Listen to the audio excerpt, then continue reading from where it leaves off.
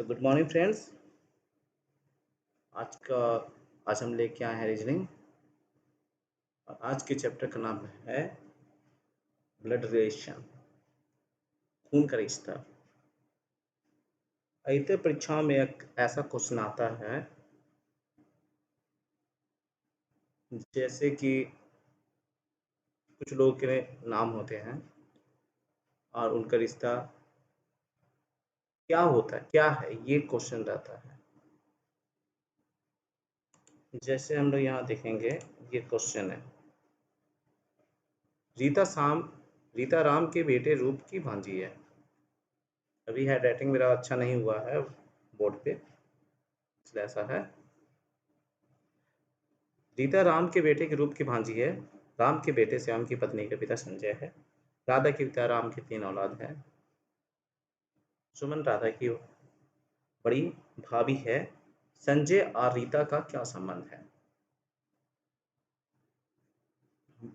Books में, किताबों में सबका अलग-अलग मेथड है इसको सॉल्व करने का।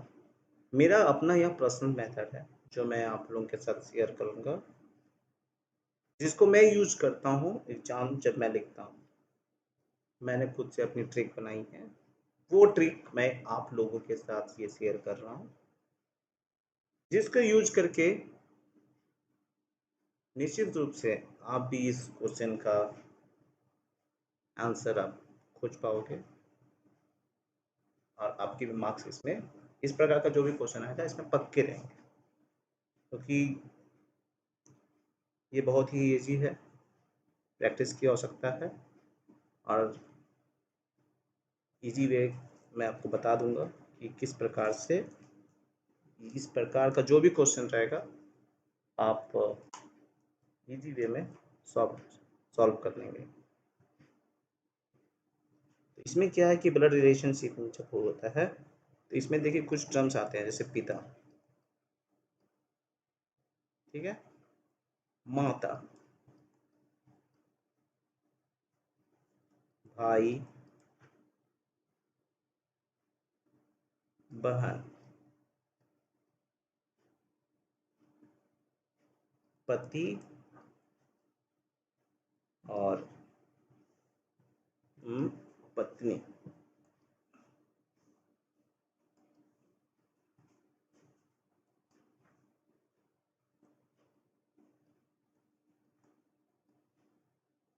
पत्नी, ठीक है।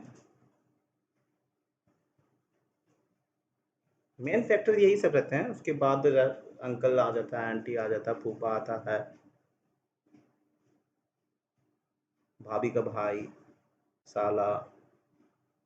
लेकिन मेन फैक्टर ये है, तो पहले हम लोग इन सब चीज़ों को सीख लेंगे कि अगर क्वेश्चन पे लिखा हुआ है कि राम श्याम का पिता है तो कैसे लिखेंगे, या रूपा पिंकी की माता है तो कैसे लिखेंगे, भाई है तो कैसे लिखेंगे, ठीक है। तो जब भी यहाँ आएगा पिता, पिता आएगा, इसको इस प्रकार से हम लोग बनाएंगे। जब भी आएगा आपका जनरेशन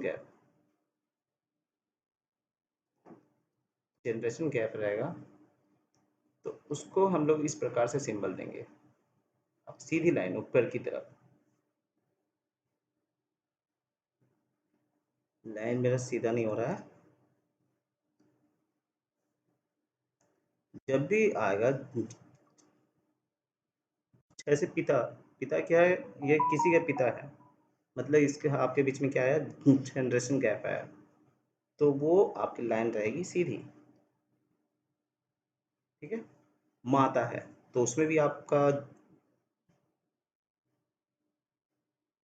उसमें भी यही कंडीशन फॉलो होगा, माता में भी हो गया सीधी लाइन। पिता का पिता है तो जो लाइन है सीधी लाइन, दो सीधी लाइन, ठीक है। जैसे कि ए बी का पिता है ठीक है। ए क्या है? बी का पिता है। तो ए पिता है, तो वो कहाँ रहेगा? ऊपर रहेगा। बी कहाँ रहेगा? नीचे रहेगा।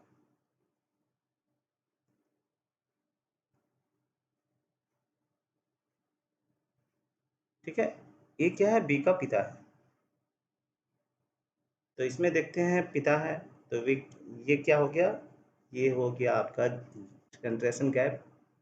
तो इसमें पिता ऊपर हो जाएगा। ठीक है।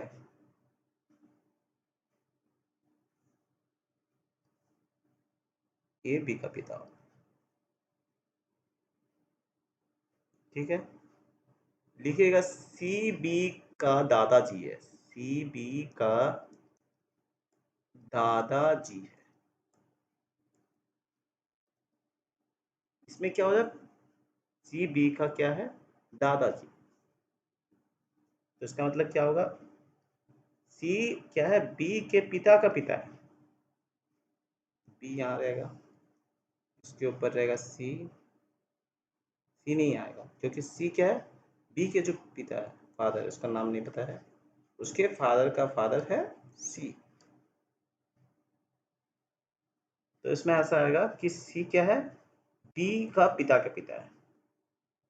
जब भी आपका जनरेशन गैप आएगा जो एक से अधिक रहेगा, तो उसके लिए हम लोग ऐसा लाइन खींचेंगे, दो लाइन खींचेंगे। ठीक है।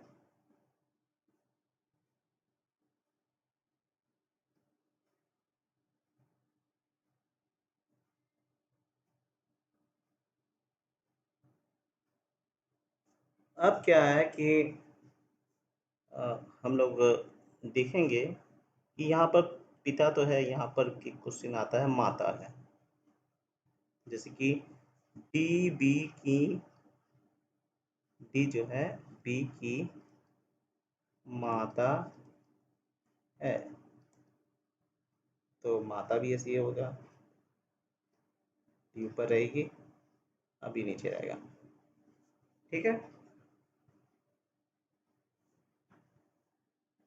लेकिन क्या है, यहाँ पर हम लोग सिंबल में कंफ्यूजन ना हो बोल के हम लोग क्या करेंगे, डिसाइड कर लेंगे आपका जेंडर। जेंडर कैसे डिसाइड करेंगे? जेंडर इस प्रकार से डिसाइड करेंगे, ये मेरा अपना ट्रिक है कि जब भी पुरुष होगा, जेंडर मेल, आप इसको उतार सकते हैं, नोट कर सकते हैं। ठीक है। उसका सिंबल आप जो भी पर्टिकुलर रहेगा, उसके जो भी नाम रहेगा उसके सामने प्लस लिख दीजिएगा, और जो भी फीमेल होगा उसके सामने माइनस लिख दीजिएगा। एक ट्रिक ये हो गया जनरेशन गैप वाला, और एक ट्रिक हो गया जेंडर वाला। तो यहाँ पर देख रहे हैं ए बी का पिता है, तो ए के ऊपर क्या साथ में सिंबल क्या रहेगा?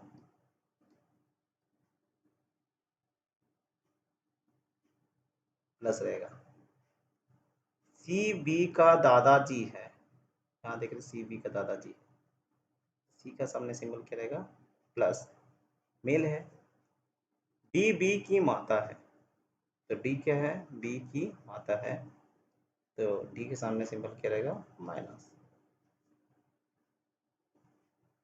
ये आप सबको क्लियर हो गया?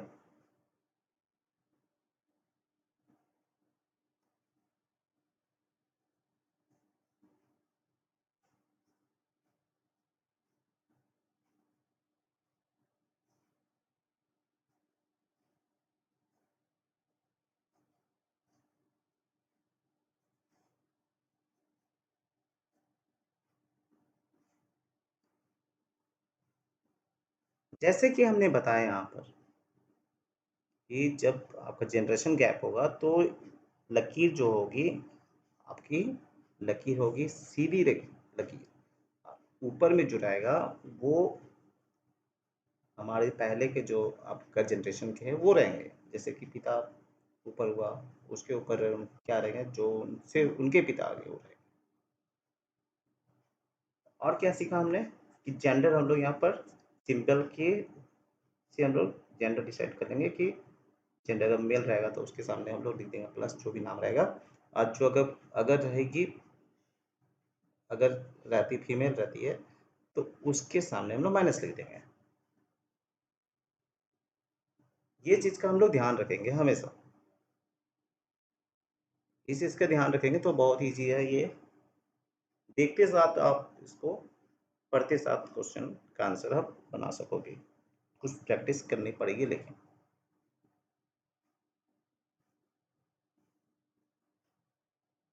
अब हम लोग आगे बढ़ते हैं।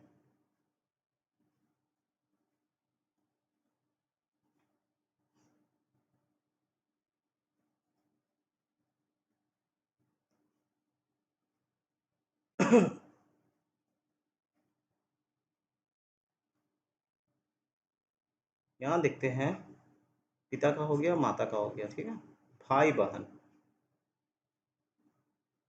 इसका हम लोग सिंबल कर देंगे। जब अगर भाई बहन रहेंगे या पति पत्नी रहेंगे, माने एक ही जनरेशन में रहेंगे, ठीक है, जब एक ही जनरेशन में रहेंगे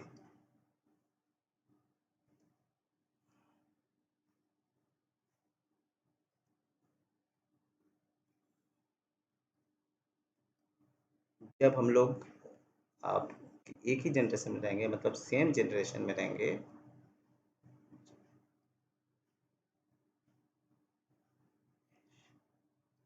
मैं हैंड राइटिंग उतना अच्छा नहीं बैठ रहा है, सेम जनरेशन में रहेंगे तो हम लोग उसको अंकित करेंगे।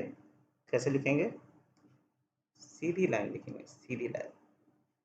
जैसे भाई बहन है, क्या लिखेंगे? जैसे कि ए बी का भाई है, जैसे कि ए बी का भाई है,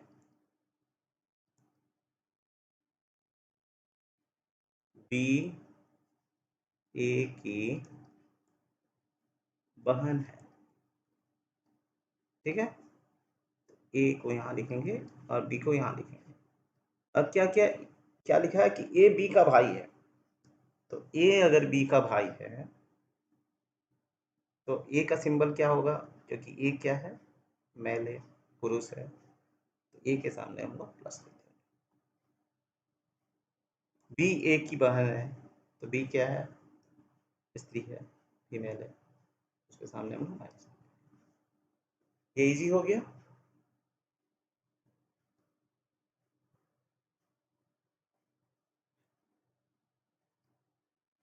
उम्मीद है कि आप लोगों को क्लियर हो गया होगा।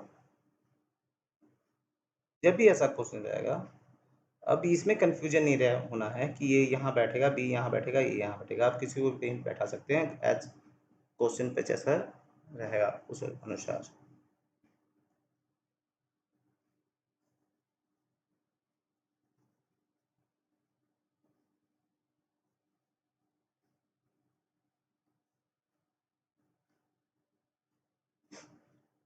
अब आ गया पति पत्नी का। पति पत्नी में क्या है कि इसका भी जो ट्रिक है आपका सेम ट्रिक आएगा, क्योंकि ये भी आपके सेम जनरेशन में है। जैसे कि सी डी का पति है,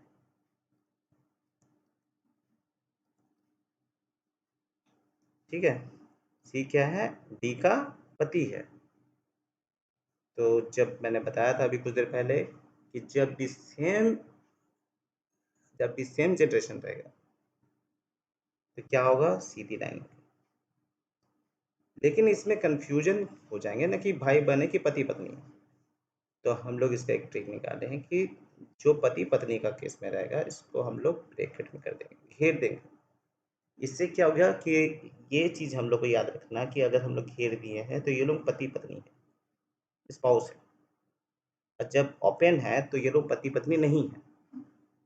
इस सिंबल को लेके हम लोग कंफर्म रहेंगे कि हमारा क्वेश्चन क्या है। जब हम लोग सिंबल कहीं पर रब करेंगे एग्जाम के समय पे तो इजीली हम लोग इस चीज़ का आंसर पता कर सकते हैं। तो सी डी का पति, तो सी कहाँ रहेगा? यहाँ रहेगा। डी कहाँ रहेगा? यहाँ रहेगा। सी डी का पति, तो सी क्या है? पुरुष है, तो उसका सिंबल क्या होगा? प्लस होगा। तो यहाँ बच गया डी, तो इसका सिंबल क्या होगा? यहाँ तो लिखा है सी डी का पति है, तो यहाँ सिंबल क्या होगा डी का? डी उसकी पत्नी होगी, तो इसका ऑटोमेटिक सिंबल माइनस हो जाएगा। ठीक है, क्योंकि यहाँ पर पति पत्नी का जब केस हो जा रहा है, जब एक पति पत्नी का केस रहेगा, ऐसे कंडीशन में जब एक जन का अगर जेंडर अगर हमें पता चल जाता है, तो अगला आदमी का जो आपका जेंडर भी ऑटोमेटिक पता चल जाता है। इसको लिखना आवश्यक है, क्योंकि ये जब इक्वेशन बनेगा, ये जब सिंबल बनेगा, तो हम कंफ्यूज ना हो जाए बोल के इस सिंबल को हम लोग बगल में लिख देंगे, इसको भूलेंगे नहीं, भूलने से फिर हो जाएगा गड़बड़। तो इस प्रकार से हम लोग जो बेसिक है सीख लिए हैं, इस तरह से आप भी सिंबल बना सकते हैं, आप प्रैक्टिस कर सकते हैं, और 100% है आपका क्वेश्चन गलत नहीं होगा। और इसको प्रैक्टिस थोड़ा सा कर लीजिएगा, इस वीडियो को 3-4 बार देखिए आप। मैं 100% आपको कहता हूँ, श्योर हूँ कि इस ट्रिक को आप अगर फॉलो करते हैं, तो आप सिर्फ कुछ दिन प्रैक्टिस कीजिएगा, फिर देखते साथ इसका आंसर बना।